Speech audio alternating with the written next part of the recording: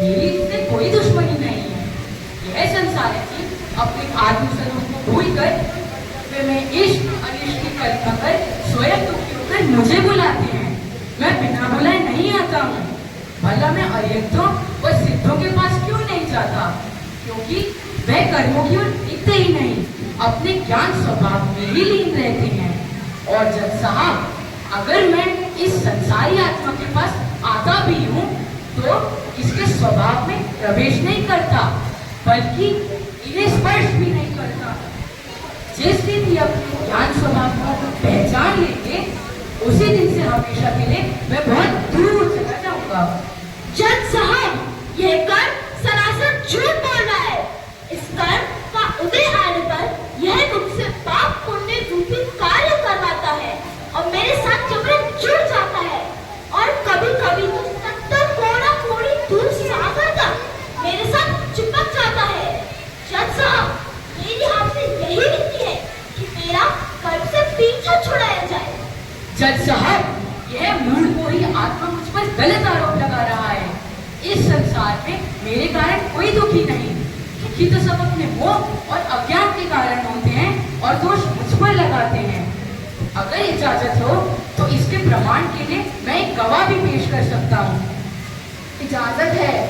जज साहब, मेरे गवाह सम्यक दृष्टि श्रावक को बुलाया जाए। सम्यक दृष्टि श्रावक हाजिर हो।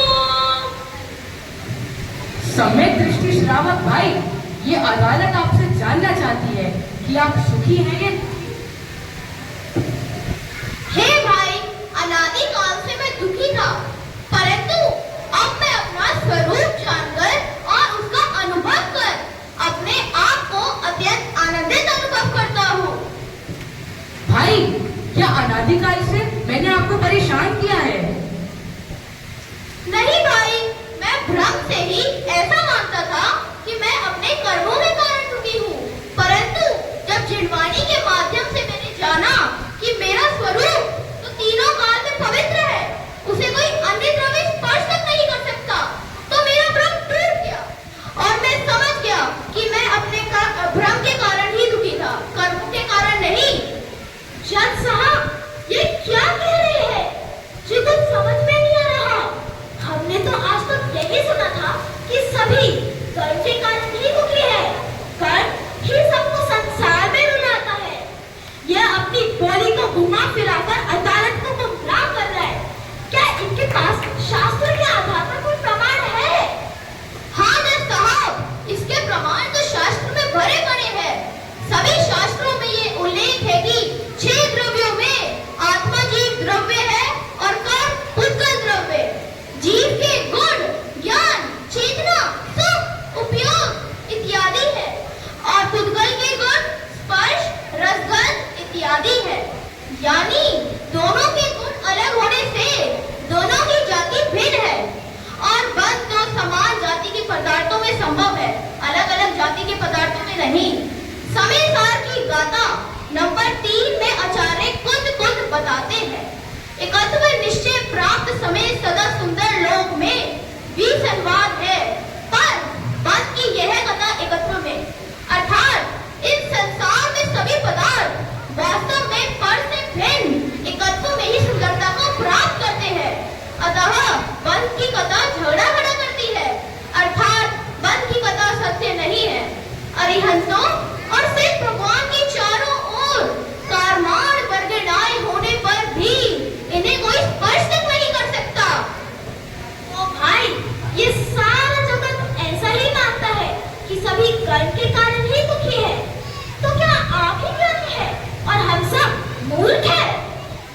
हे भाई, मोक्ष मार्ग में बहुमत से सही गलत का निर्णय नहीं होता, ज्ञान और अनुभव से ही यथार्थ निर्णय होता है।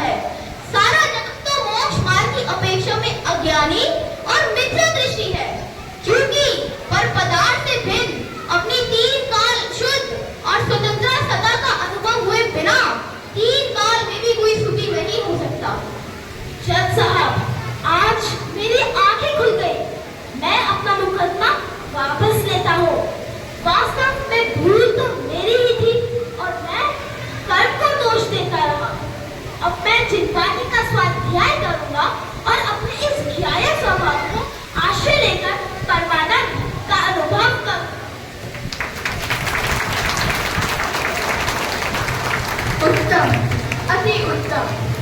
यह अदालत सभी से अनुरोध करती है कि सभी स्वाध्याय के द्वारा ज्ञानाभ्यास करें और अपने स्वभाव को जानकर मिथ्या भ्रम को दूर करें और निजानंद का रस पान करें। आज की अदालत यहीं पर स्थगित की जाती है।